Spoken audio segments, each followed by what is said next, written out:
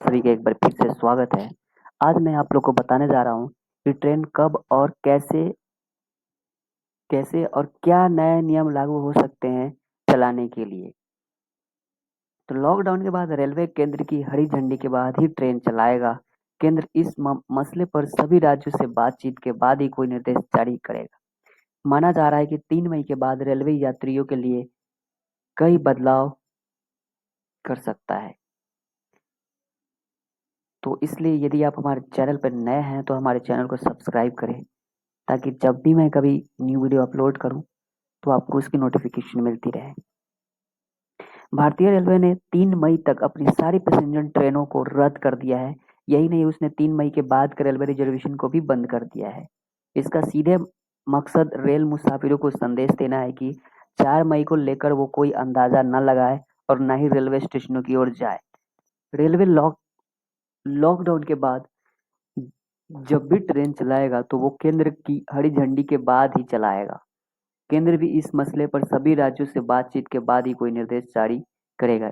इस बीच जिस तरह से कोरोना के मामले में लगातार इजाफा हो रहा है, उससे साफ है कि ट्रेनों का ऑपरेशन जब भी शुरू होगा वो कोरोना के डर के साए में होगा। इसलिए रेलवे में भी अलग अलग जोन है और डिवीजन के अधिकारी कई तरह की संभावनाओं पर विचार कर रहे हैं। ट्रेन ऑपरेशन शुरू होने पर पहले कुछ चुनिंदा ट्रेनें चलाई जाए। यह स्पेशल ट्रेनों की तरह हो और इसका किराया ज़्यादा रखा जाए। इससे शुरू में ट्रेनों में भीड़ को कम रखने में मदद मिलेगी और केवल वही लोग यात्रा करेंगे जिनके लिए बेहद ज़रूरी हो। रेलवे ने 19 मार्च से ही दिव्यांगों, स्टूडेंट्स और मेडिकल ग्राउंड पर टिकटों पर मिलने वाले कंसेशन के अलावा सभी छूट पर रोक लगाई हुई है। इसका मकसद ट्रेनों में भीड़ कम करना था, खासकर वरिष्ठ नागरिकों को ट्रेन की यात्रा से दूर रखना था। संभावना यही है कि फिलहाल रेलवे अपने इस आदेश को जारी रखेगा ताकि ज़्यादा से ज़्यादा लोगों को यात्रा से दूर रखा जाए। रेलवे शुरू में केवल स्लीपर क्लास के कोच वाली ट्रेन चलाए। इसमें केवल उन्हीं लोगों को यात्रा करने दिया है जिनके पास कंफर्म टिकट हो। इससे जनरल क्लास के डिब्बों वाली भीड़ से बचा जा सकता है। दूसरी तरफ एसी डब्बों के बंद माहौल में संक्रमण की आशंकाओं को भी स्लीपर ट्रेन से टाला जा सकता है।